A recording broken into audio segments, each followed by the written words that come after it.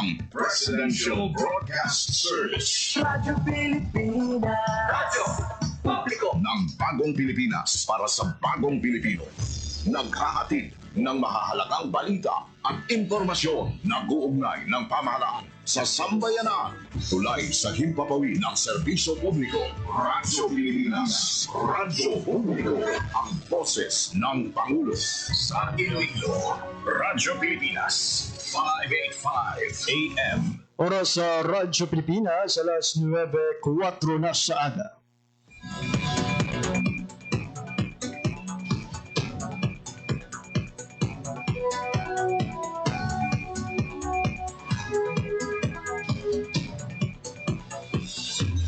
Sa Western Visayas, Panay Island, na tinamaan itong island-wide blackout. Ang pagsulod mo gid sa massive watershed. Pinaka-purpose nila ini para sa operation nato. We have that in collaboration with the department. I am again standing up. Mapiktahan ang ila freedom of expression. Office of Civil Defense naman po. Balita, issue, kag iban pa. Diri sa Radyo Pilipinas. Radyo Publiko.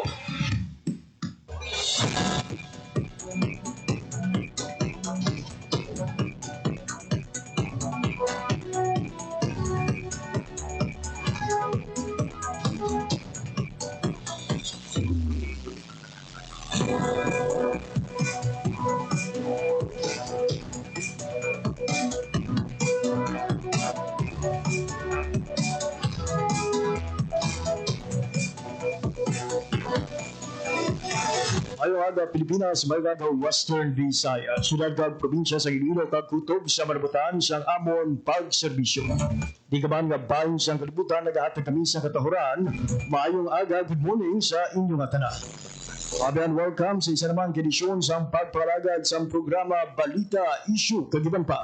Ang lagot karon sa Martes, Nobyembre 4, 2025, labing una sa apatanan ka Martes, karon nga bulan sa Nobyembre, week 2025. Sa kinandamang ko po ninyo, tugtog 9:55 in the morning, ako ang inyong alagad, JP Herbas. Sa atong mga sugit tagpermati all over Western Visayas, mga kultura naton sa probinsya sa Aklan, Antique, Capiz, Guimaras, kag Iloilo, sumugman sa atong mga kulturan sa Negros Occidental, maayad-ayad gid nga aga sa inyong tanan.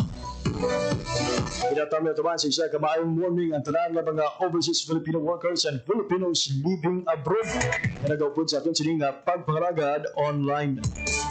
Ang programa Balita, Issue, kagiban pa sa kinaandan, mabatian live sa 585 kHz sa lisuan sa inyong radyo. Sumuman sa ating official Facebook page, ang Radyo Pilipinas Iloilo. Mabiyan, sa maulanon kag mahangin nga aga sa inyong katanan. Pila ka mga netizen, mga abyan naton sa social media ang nagpalabot na sa update sa ila sa mga lugar, particularly sa aton nga mga kasimanwa sa Banwa sang Sara kag mga abyan gikan sa Northern Iloilo.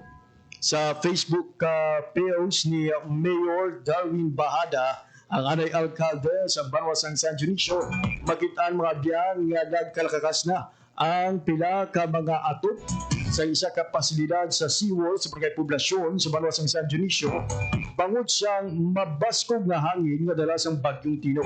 Sa Banwa sang Sara, pilaman ka mga kahoy ang ginreport nga nagkalatumba bangod man sa mabaskog nga hangin nga dala sang bagyo. This reminds me mga biyan of my personal experience sa naglabay ang bagyong Yolanda sa itong tuig 2013 sa amuman nga bulan sa Nobyembre. Wala pa ang mabaskog nga ulan pero palalo pang doon ang pagkalatumba sa mga poste, kahoy, bangod sa mabaskog nga hangin nga dala sang bagyo. Sa atong mga kulturan sa Northern Iloilo, mga kabay nga magpabiling kamo nga safe kag alerto sa siling posible nga kalitan nga dala sang bagyong Tino. Sa atong pagpangalagan subong nga aga mga biyan ang aton nga Office of Civil Defense ang aton nga kamustahon agud nga hibaluon ang ila sining latest monitoring sa hulag sang bagyong Tino.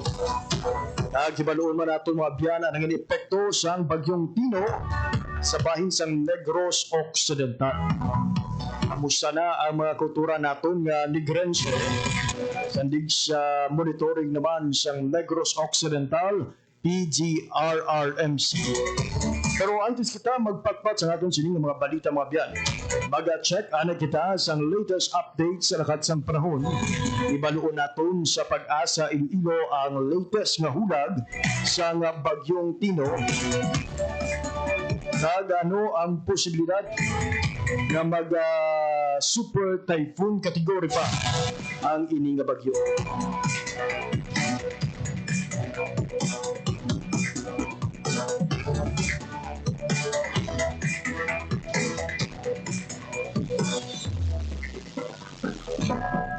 Bantayan mga biyan ha, sige lang mamadugay. Amat-amat kita patpat sa mga impormasyon na ato natipon sa palibot sang Western Visayas kag sa bumanda sa Negros Island Region.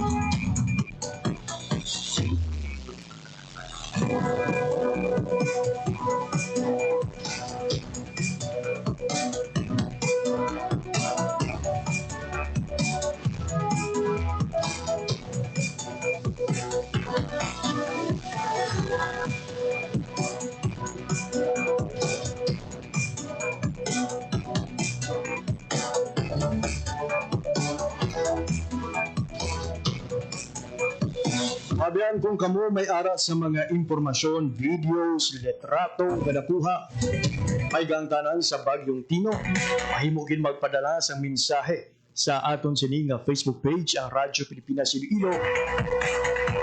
Nagduyagin namon nga ma-post ini sa handong nga makahatag man siyang balita kag labing ulihi nga mga update sa aton nga mga kulturan diri sa Western Visayas.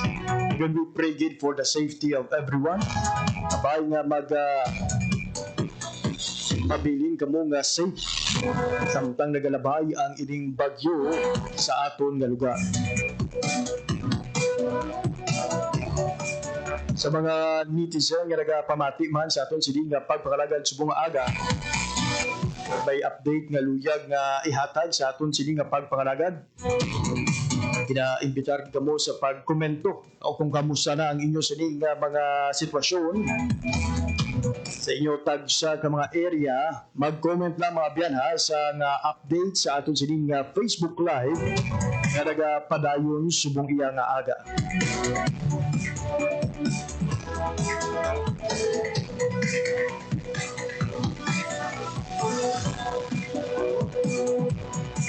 Standby mga biyan, sige lang mga madugay, mangin kaupo na natin sa Zoom ang pinuno sa Office of Civil Defense Western Visayas kag sa Regional Disaster Risk Reduction and Management Council.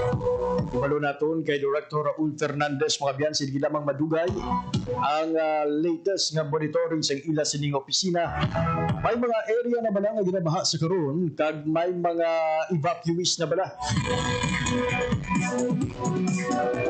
sa nanoy tuhay ng mga lugar sa Western Visayas. Kumulan kahapon mga biyan sa nagpatuman sa forced evacuation kag preemptive evacuation ang pila ka mga lokal nga panguluhan. Santo man sa nangin rekomendasyon sa aton sining nga Office of Civil Defense. May prioridad ang safety ilabi na sa mga pumuluyo nga nag-star sa mga flood-prone and landslide-prone areas. Pagluwa sa preemptive evacuation, nagsumuman sa forced evacuation, may pila kita iya ka mga kulturan nga na-report na nagmatumatuman padulong sa evacuation center.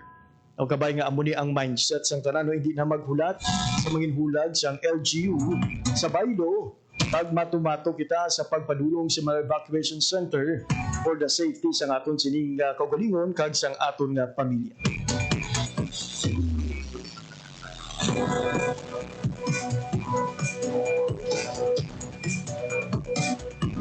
Sa mga kultura naman naton may mga himata sa Negros Occidental bantayan man sa ato sa pagpalagad si di lamang madugay ang update naman gikan sa PGRRMO sa Negros Occidental.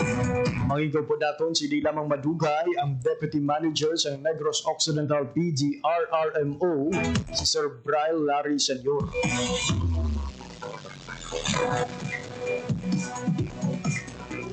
Samtang update sa Bacolod City mga abyan sa gina-post nga graphics ni Bacolod City Mayor Grega Sataya. Naglabot na sa 1,215 ka pamilya o kon 4,488 ka individual ang nag-evacuate bilang pagpanghanda sa posible epekto sang Bagyong Tino. This is as of 2 a.m. So binalauman pa nato mga biyan nga magasaka pa ang numero sa mga nag-evacuate pagod alas 2 pa inisang kaagahon sa ginpost ni Mayor Grega Sataya. Ang oras sa Radyo Pilipinas alas 9:14 na sa aga.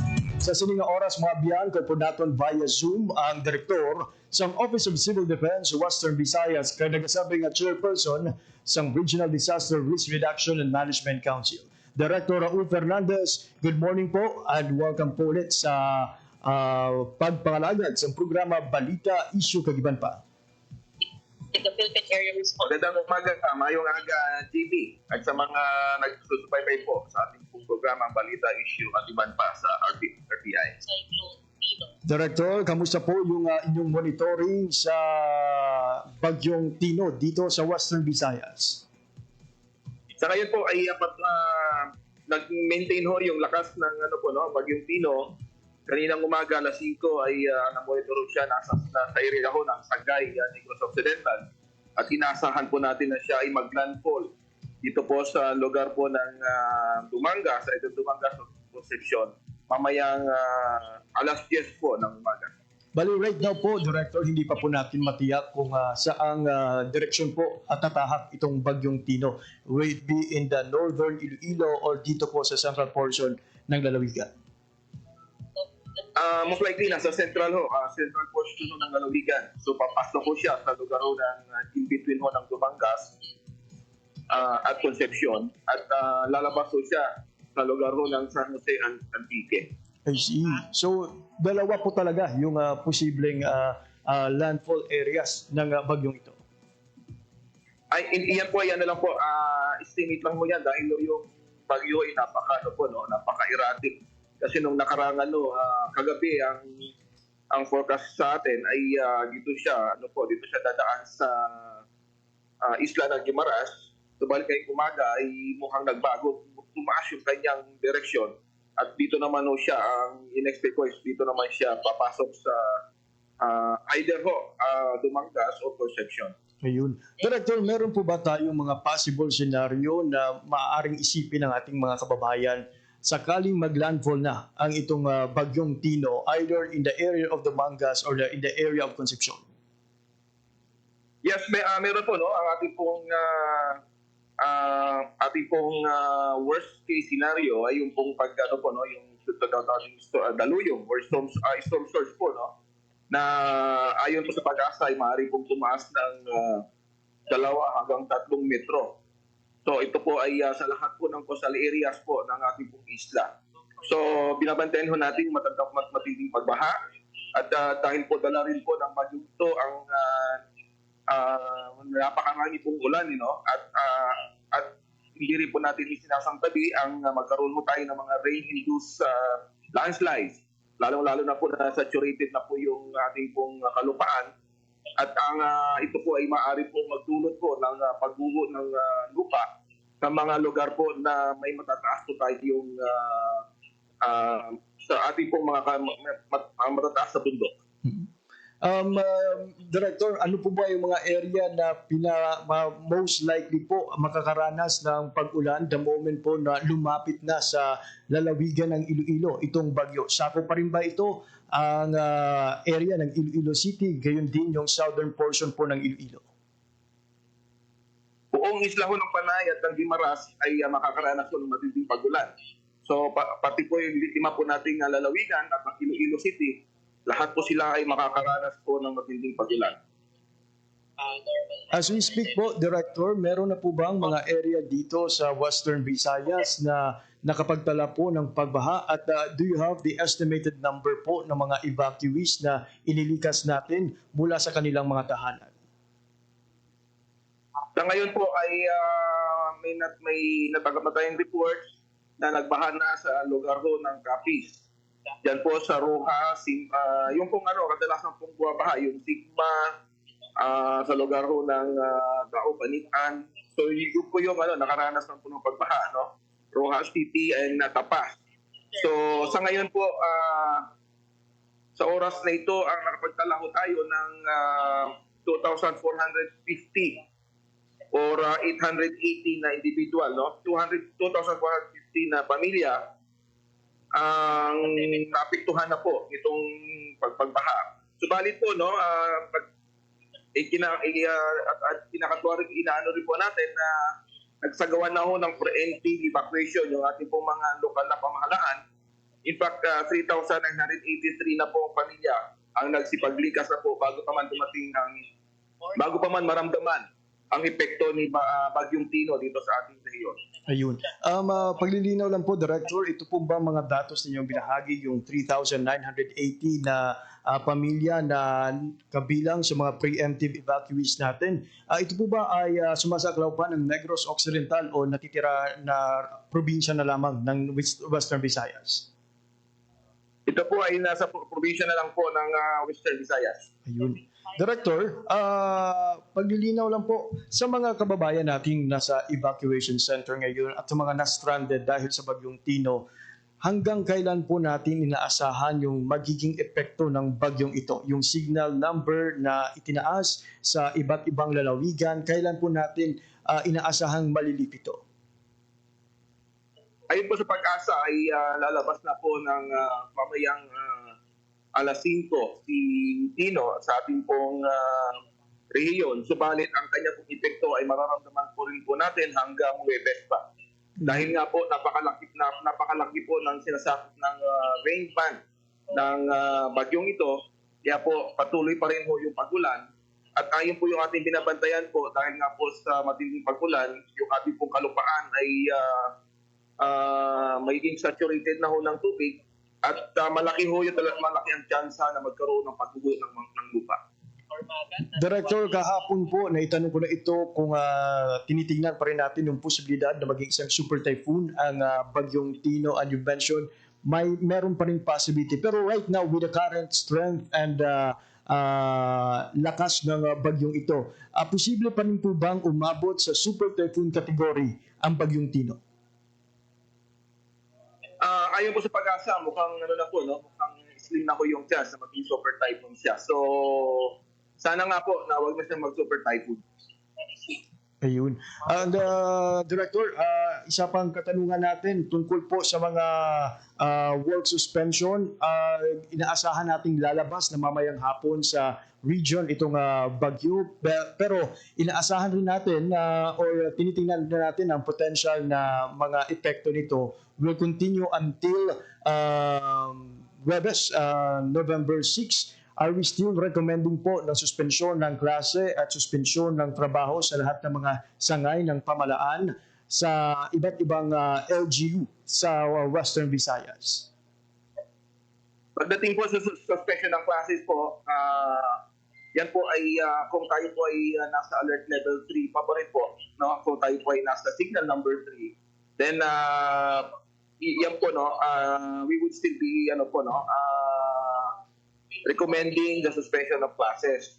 Kapag na po signal number 1, so LGU na po yung ang makakapag-decide po nun. But with regard po sa suspension po ng trabaho po, depende ho 'yon sa depende po 'yon sa ating lokal na pamahalaan at sa mga may-ari po ng mga ng kanila pong negosyo, establishmento, kung sila po ay mag-suspend pa rin po ng trabaho. This time po, mahingi po kami ng mga panawagan ninyo sa ating mga kababayan sa Western Visayas. Unahin po natin ang mga residente at pamilya, lalo na sa mga coastal communities. Ano po ang panawagan at rekomendasyon ng Office of Civil Defense Region 6?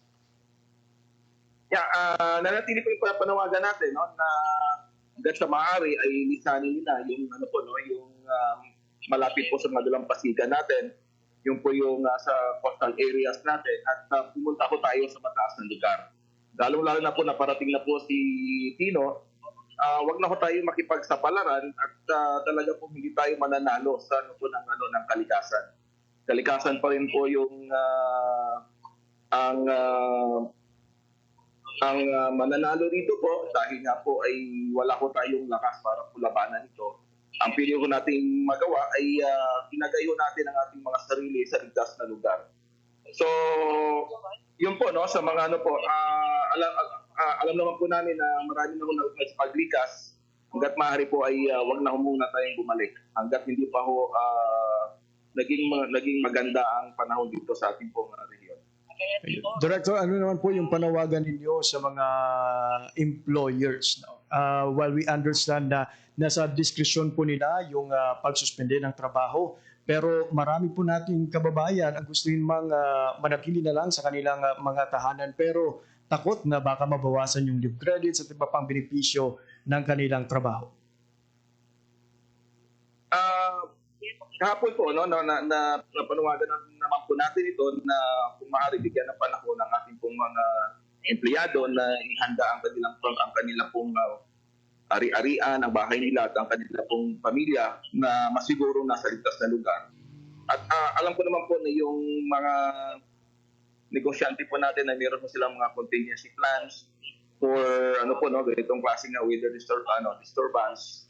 And meron naman po silang BCP, Business Continuity Plan. So, make use of that, of that plan para makaano sila kagad, no, makabawi sila kagad. Also, kasi po ang inaano po natin dito, kailangan i-secure din nila ang kanilang mga negosyo. So, kailangan meron din silang mga contingency plan. So, yan pong pagpaano po, no, yung work suspension ay nasa kanila na rin po yun. At ito naman po ay nasa ano rin po yan, nasa empleyado na rin po yan. Kung, of course, no, inaalala rin natin ang kanilang kabuhayan at kailangan may balance rin po yan. Meron din pong inaalala na negosyo po yung ating pong mga may-ari po ng ating pong ating mga kumpanya. So, give and take lang po yan, balancing lang po yan. Hindi naman po pwede na lahat na lang po ng natin yung walang trabaho dahil nga sa nakaraang So, discretion na po ng bawat isa. No? Magtulungan na lang po yung mga employer at ang mga employees para po sa kaligtasan ng lahat at the same time mapangalagaan din yung interest po ng negosyo po ng kanila pong employer. Ayun. Maraming salamat, RD. Lastly po yung panawagan nyo naman sa mga LGUs, sa mga local chief executives natin na nakatuon ngayon ng atensyon sa lahat ng mga paghanda para sa Bagyong Tino. Ako nagpapasalamat po sa agarang pag-responde po ng ating po mga lokal na pamahalaan. Nakita po natin na naging responsive po ay ating po mga local chief executives. Agad-agaran po na nag-activate sila ng kanilang incident management teams, yung kanilang mga response units, at isinagawa po nila ang preemptive evacuation po, no? Nilagay po nila sa ligtas na lugar po ang kanila po mga kababayan. So sa ngayon po ay inaantay na lang po natin pagkapasok po ng Tino. Alam ko po na nakahanda po ang lahat. So maging lang po, no? Always be ready and strong, no? Kailangan po lang talaga natin na ang ating pong patuloy po yung pagservisyo natin sa ating pong mga kababayan kahit na po sa panahon po ng ganito pong na may kalamidad, no? So maraming salamat po sa kanila at kung may tutulong po ang Office of Civil Defense, just let us know. Kontakin lang po kami, tawagan lang po kami o sulatan kami kung ano po kanilang mga pangangailangan at nakahanda po ang ating pong national government to extend any assistance na kinakailangan po. Ayun. RD, maraming salamat po for your time information na binahagi sa Radyo Pilipinas. Stay safe po and God bless. Maraming salamat din po, TV, at God bless you po. Darli Abet Marbian, si Director Raul Fernandez, ang Direktor sa Office of Civil Defense Western Visayas sa ila sini para nga pagbantay sa posibleng pagsulod sa aton sining bagyong Tino diri sa Western Visayas. So binatan ang mga ang posibilidad nga iwat sa tupa ang ining bagyo. Hiwat sang landfall mga biyan sa area sang Concepcion o kun sa area sang Dumangas. O italalo pang dumabiyan ha ang duha nga banwa nga ini pareho nga coastal communities.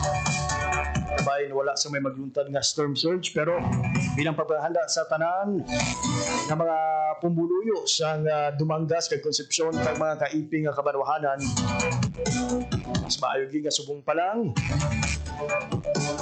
at saylo na sa mas safe nga lugar. Oras sa Radyo Pilipinas, alas 9:29 sa aga. Sa tiyon nga magluntad mayabayan ang landfall. Sa mga ginatanaw nga mga worst case scenario, ang storm surge, kag subong man ang pagkatipag sa madamok nga duta kung ang pagluntad mga abiyan sa landslide. Siyempre, kung man ang posibilidad sa pagbaha sa amo sina nga senaryo.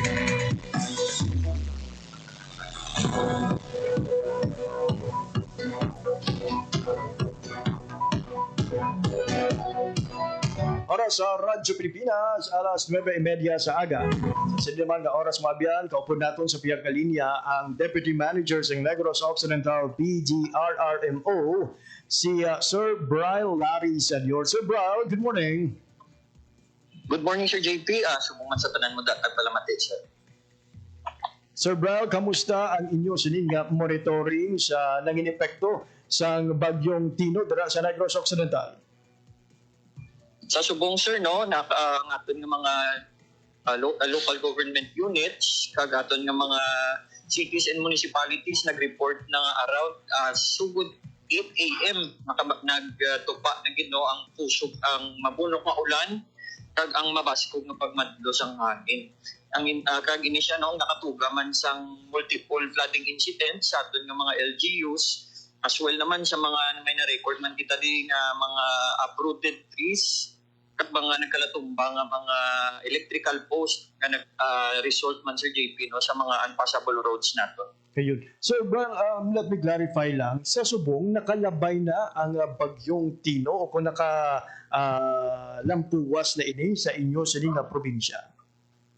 Sa subong, Sir JP, no, based man sa aton nga official satellite surface data which is pantay panahon ni Pag-asa, as of this time, ara pa siya sa gihapon sang vicinity, no, somewhere around the Victorias, Ibi Magalona, Victorias nga mga areas. So, ginamanabana naton, Sir JP, nga maka-exit ni siya ang mata niya sa landmass ang Negros Occidental around 12 p.m. sa subungan daw. I see. Pero as we speak, Sir Brian, may mga na-initial information na kamunga na baton tukoy sa pagluntad sa mga pagbaha o kung landslide dira sa Negros Occidental? Yes, Sir JP, no, ang na-record din natin subong nga official gid is may ara nakita flooding incident sa Manapla which is nag-subside man siya kagabi man dayon. And La Castellana may ara natasang siningaga man flooding incident specifically no sa proper sa Barangay Robles, Barangay Sagang, kag ang aton nga mga creeks, Tamburong Bridge, do gamat-amat na kag ina saka man ng tubig which subong daw nagawas na gid siya, no. But ang aton nga mga affected population kag mga susceptible areas naton na pang preemptive evacuate naman sa aton nga mga local DRRs. Speaking of evacuation, Sir Brian, may ara na kamo, sir, initial nga data or number kung pila ang naapektuhan sa ginpatuman nga forced and preemptive evacuation? Yes, Sir JP, no? So ang record natin kahapon, kagabi actually, at 12 midnight, latest report sa aton roaming, is may ara nakita 22 ka LGUs nga nag-conduct sang preemptive evacuation. So a total ang na-record lang sa atong Dromik is a total of 135 barangays tanan, 10,052 families or 40,688 individuals ang aton nga apektado. Kagang aton naman nga mga IDP sa sulod sa evacuation center ara sa 3,500 families or 12,649 individuals. Pero expectaran naton Sir JP nga by the next update sa aton nga Dromik report masaka pag inili ang among nga mga numbers. I see. Ang sir, tanong pang doon, 22 ka LGU ang naghiwat sa preemptive evacuation. Kung hindi ko magsala, sir, this is the same numbers ang nag-anunsyo sa suspension of classes. Maybe no, sir, bilog nga probinsya sa Negros Occidental, sir, hindi siya level ang effects ni. May mga area kita, sir, nga daw less likely hindi siya apektado sa bagyong Tino. Well, kung basihan nato niya, sir, ang wind signal, may ara kita mga areas kaging paidalom niya sa signal number 4, may ara man specific areas nga under signal number 3, and may ara areas sa specifically sa southern part niya mismo under signal number 2. So lain-lain gid Sir JP ang effects man sang nga nabatyagan or mabatyagan sa aton nga mga syudad kag munisipyo sa amo nga bagyo. Pero when it comes to suspension of classes, tanan Sir JP nag-declare suspension of classes. Okay. So as we speak, sir, wala sang LGU subong sige ang ila paghiwat sa klase. Yes, correct Sir JP. Sir, kamusta naman ang inyong sining pagpanghanda? Kahapon na-mention mo na naka-ready ng inyong sining mga assets. Sa subong, sir, ano pa ang mga dugang nga pagpanghanda nga ginpatuman sa inyong sining ahensya? So, ang damo kami sir, ang additional agency sir nag-deploy and augment na disamon nga PDRIMC Operation Center kay para dasig pag ang koordinasyon sa aton nga response in kaso may matabo. For now, sir, on standby kami di sa gihapon and nakaposisyon ng among resources and gahulat man kami, ga-monitor kami sa mga LGUs kung may ara na sa may mag-request for deployment for additional resources, Sir Jim. Sir, as to damages naman, may mga reporter na kita nga damage infrastructure kag agriculture subong adlaw. For agriculture, Sir JP, ang makadak kita na sa assessment, magtulo-tahaw-tahaw na gawa ang effects ang ulan. So, ulat-ulaton, madugay-dugayan din ang damage to agriculture natin. And for damages, damage to houses naman sa JP, may ara na kita na record ng mga multiple incidents of damaged houses due to strong winds ng pag-ulan man. Pero with regards sa mga number of houses and specific areas, to be determined pa, Sir JP. I see. Sir Brian, may mga stranded kita nga mga pasahero dira sa Western sa Negros Occidental, including Bacolod City. As for stranded passengers sa port naton, Sir JP, may ara na kita na record. Actually, kagapon pa lang, may ara na kita na record nga stranded passengers, which sa Bacolod City, which in silo man sila sa isa ka evacuation center diri sa Bacolod City, until nga mag-declare ng Coast Guard nga may ara na sang resumption of trips. Lastly, Sir Bral, I know masakong mo subong ang imo sining nga mensahe sa tanan ng mga Negrense kag subong man sa mga lokal na panguluhan dira sa Negros Occidental as we continue to monitor and to ensure the safety gid sa mga Negrense subong adlaw. Yes, Sir JP, so gina-reiterate din namon sa tanan nga padayon kita nga mag-monitor sang current weather situation update paagi man sa mga opisyal naton kag trusted nga mga government agencies. Kag kung ara na kita sa evacuation center, patiyo naton ang mga mando sa aton nga mga tagabantay sa aton mga evacuation centers.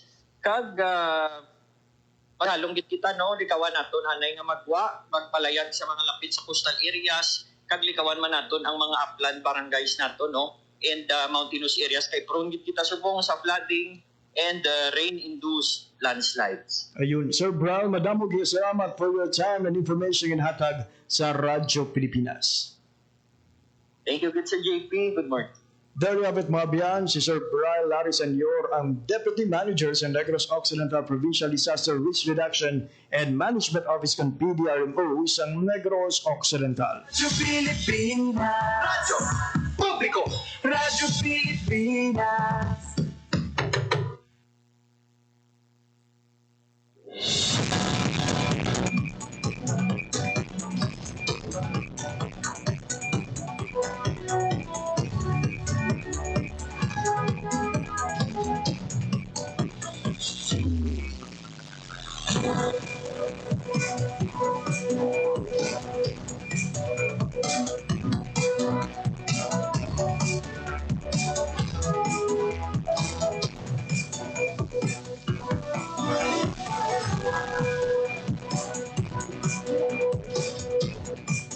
Alas 9:39 na sa aga sa gihapon, nagapamati ka mo sa pagpangalagad sa programa Balita, Issue, Kagiban pa. Dahil labit mga biyan ang mga updates gikan sa aton sa ning OCD kag PDRMC sa lakat sang Bagyong Tino. Kag sumuman epekto sini sa probinsya sa Negros Occidental kag diri sa Isla sang Paray kag sumuman sa Isla sang Guimaras. Sumabiyan, naglabot na sa masobra 10,000 ka pamilya ang apektado sa ginhiwat nga preemptive and forced evacuation sa bahin sang Negros Occidental.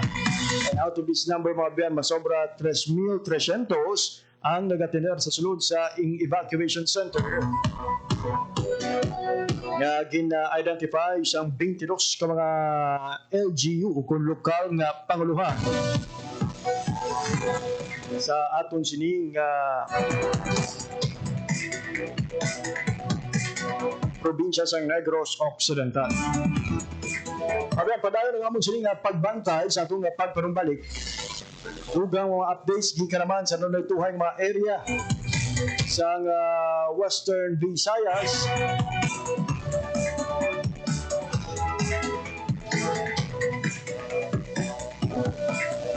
Agot sa epekto sa Bagyong Tino, pantayan pagkatapos lamang sa pila ka pahanundo. This is a public service announcement. Discipline is the key. Umiwas sa aksidente sa daan. Ang pagmamaneho ay may kaakibat na responsibilidad. Hindi basta mapaandar lang ang sasakyan. Kilatisin ang sarili, ang kahandaan sa manibela. Siguruhin inyong konsentrasyon ay hindi magagambala. Importante rin na ating laging isipin, init ng ulo ay huwag pairalin. Bagkus, kaligtasan ng lahat ang siyang dapat unahin. Isang mahalagang paalala mula sa Presidential Broadcast Service at Radyo Pilipinas, Radyo Publiko, 738. This is a public service announcement. Public service announcement from PBS, Presidential Broadcast Service at Radyo Pilipinas, Radyo Publiko, 738. Magandang araw, si Dingdong Dantes po ito. Binahaba ang bahay mo. May simple checklist ako para sa'yo. Una, check your outlets. Tignan kung walang cable na basa o nakababad sa baha bago buksan ang main switch. Pangalawa, check your surroundings. I-check kung may mga naipong tubig sa mga paso o gulong o iba pang maaaring bahaya ng lamok para maiwasan naman ang pagkalat ng dengue. And last, but definitely not the least, i-check ang sarili at ang pamilya. Kumonsulta sa health center o sa inyong doktor kung may nararamdamang sakit. Check, check, check! Ingat always, mga kababayan. Hashtag panatag ang may alam. Maging panatag, Pilipinas. Time to celebrate kulturang Pinoy. Tradisyon, musika, sining, literatura at iba pa. Anything and everything fun and Filipino. Ito ang Pinoy Kultura. Alam mo ba kung ano ang mambabato? Think about the tap, tap, tap of the bamboo stick on a thorn to draw a symbol on someone's arm. This is the traditional Kalinga art of tattooing, performed and kept alive by traditional tattoo artist Wangod Ogay, also known as Maria Ogay from Buscalan, Tinglayan, Kalinga. Wikipedia says Wangod is the Philippines' oldest mambabato at 105 years old now. Sarah Barnes honors Wangod in My Modern Metro, telling Wangod's story as an apprentice at 15. breaking the norm, learning the Mambabatok tradition that used to be taught only to men. The art began with the indigenous Butbut warriors, headhunters, who got tattoos with special meaning, usually after a kill. But for women, the art portrayed standards of beauty. Wang Od recalls her friends covering her arms and legs with tattoos she still wears proudly. She mixes her ink from pine soot and water and has hand-tapped tattoos on bodies of people from all over the world. Wang Od inks a design that carries symbolic meanings specific to the Mambabatok culture. Thousands come to make the long journey to get inked by Wang Od. Discovery Channel featured her and her art in 2007 on Tattoo Hunter, bringing Kalinga art to a global audience. The National Commission for Culture and the Arts honored her with the prestigious Dangal ng Haraya Award in 2018. She was also nominated for the National Living Treasures Award. Yan ang Pinoy kultura because our culture is cool. Sana'y tiyakin ng mga magulang kung maipanganak akong malusog. Kumain si nanay na may sustansyang vitamin A panlaban sa infeksyon. Para din sa mata, balat, bumbunan at mga buto. Ayon, pampabuhay ng dugo at muscles. Ayodin, pang-iwas sa komplikasyon at pagiging abnormal. Importante din ang check-up kay doktor. Kasi healthy nanay, ganda buhay.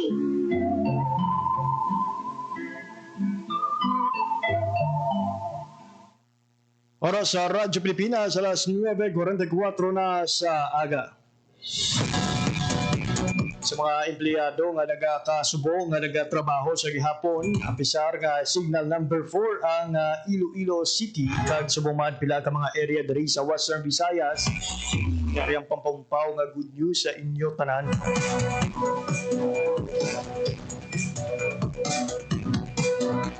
Pagsaka sa sweldo sa mga empleyado sa pribado nga sektor diri sa Western Visayas, ginaprobahan na.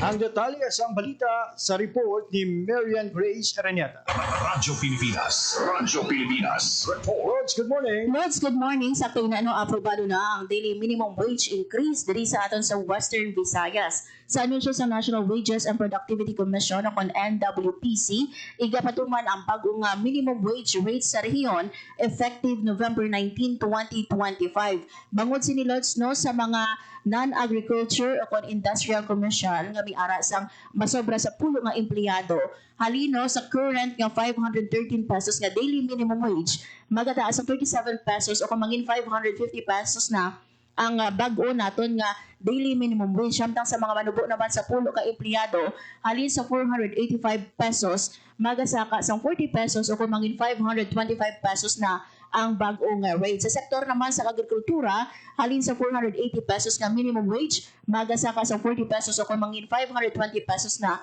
ang bag-ong rate. Ginanunsyo sa ating WPC manong ang sweldohanay sang mga domestic workers naton halin sa 6,000 pesos nga monthly minimum wage, magasaka sa 500 pesos o kumangin 6,500 pesos na ang bag-o naton nga wage rate. So cover diri Lods na ang mga probinsya sang Aklan, Antique, Capiz, Guimaras, Iloilo, kag Negros Occidental, lakip man ang component cities sang Iloilo kag Bacolod Lods. Ayun Lods, clarify lang nato na ang ining minimum wage will also apply sa mga trabahante sa Bacolod City kag sa Negros Occidental. But those living sa Negros Oriental, ang ila siniya nga sundon Lods ang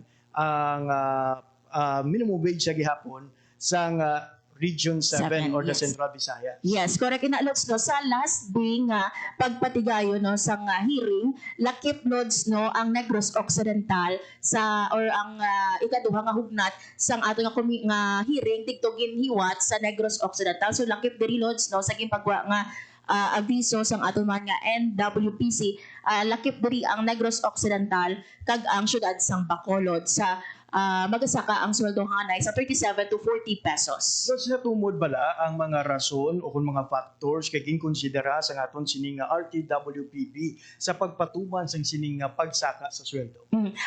Exactly Lods no wala ang RTWPB pa kiti ma-interview pa tani kita no sa aton man nga chair no sa RTWPB pero may ara kita Lods nga na istorya Lods no nga pila sa mga nagtambong sa hearing no sa aton nga RTWPB last month kung hindi kita magsala no, and according sa ila lods, ini no nga dugang nga sweldo para sa ila nga everyday to 40 pesos lang ang wage hike. Ayun, pero ang importante nga may pagsaka, no? Especially sa mga medyo may mga pagsaka gid sa mga balaklon. Correct. Sa aton sining merkado publiko. Yes, ini loads no nga 37 pesos sufficient ini magbakal no sang dugang or extra rice abi no. Kag syempre sa plete man sang aton nga mga kauturan although nga hindi amo na kadako pero do every year kita abi loads no diri sa aton sa Western Visayas nagapasaka kung madumduman sang aton nga mga tagpalamati. It was last November month sang 2024 sang naging epektibo man ang wage hike. So subong November 19 naman epektibo ang pag-o naman ng wage order sang RTWPP 6 na ginaprobahan sang NWPC naton. Ayun, Lods, madamo nga salamat sa imo sining nga balita. Para sa Bagong Pilipinas, Mern Grace Areñata, Radyo Pilipinas, Radyo Publiko. There you have it, mga biyan, latest update. Gikaraman sa aton sining RTWPP. Dulo sa aton nga Dole Beach Reporter, si Marian Grace Areñata. Happy listening sa aton sining mga online listeners. Kanupod sa aton sining pagpakalagad. Si Sir Alan Prevas Gamarcha, Sir Benji Badajos, Ma'am Gemeline Fandag Mermal, si Ma'am Lady Mary Nunez Oro, sa akong nga asawa nga si Charis Canarejo Herbas, si Maria Isabel Herbas, sa akong nga mga kauturan kaga at the same time mga himata dira sa Maluwasang Sara. Ako nga magulang nga si Julian Perez, kay Ma'am Janisa Canarejo, kay Cousin Jack, namugid nga salamat. Kay Coach Ron, kay Mama LB Serabe, thank you so much. Mabiyan, wala kita sa oras nga nabilin sa atong siling nga pagpangalagat. Diri na gilamang kutob ang atong edisyon sa mga adlaw sang Martes, Nobyembre 4, 2025. Bantayan ang mga dugang nga updates ng Radyo Pilipinas Iloilo sa hulag sang Bagyong Tino diri sa Western Visayas.